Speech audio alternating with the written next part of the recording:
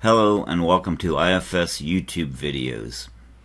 My name's Jerry Browning and I'm the Product Manager for Enterprise Asset Management at IFS.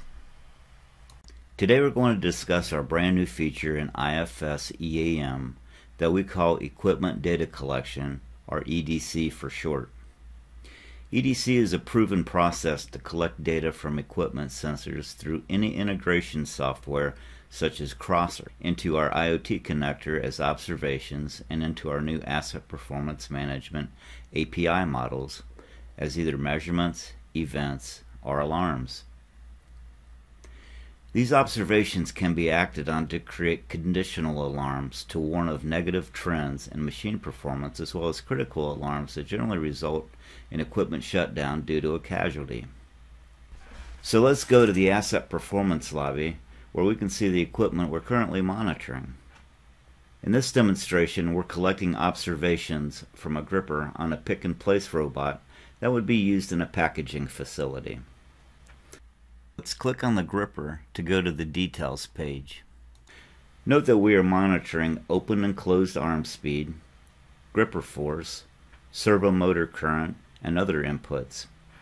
We can use the drop-downs to see the minimum and maximum readings as well as the counts. We can also see availability. If we go to the Alarms tab, we can see a conditional alarm that's probably due to a questionable trend that has created a cautionary fault.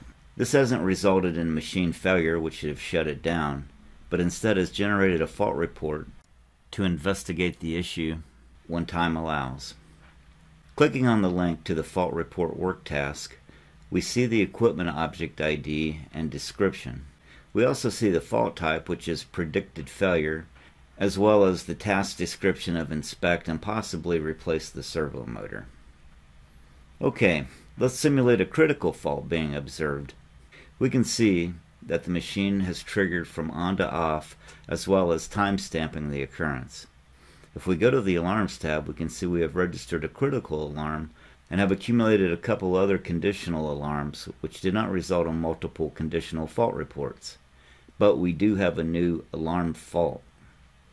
If we click on the link and go to the critical fault report, we can see this fault is for the same equipment object, but now has a fault type of emergency with the task description of a critical alarm. So in conclusion, we've monitored observations from our equipment, which in this case is a gripper from a pick-and-place robot.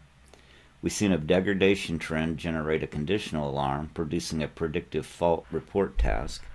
Then we simulated a critical alarm being generated by the gripper that shut down the robot and generated a critical alarm fault report task. This has been a simple demonstration, but with IFS EAM's new equipment data collection capabilities, you can see we've taken a huge first step into the exciting realm we're pioneering of providing our customers with advanced asset performance management functionality. Thank you for watching, and please subscribe to our IFS YouTube channel.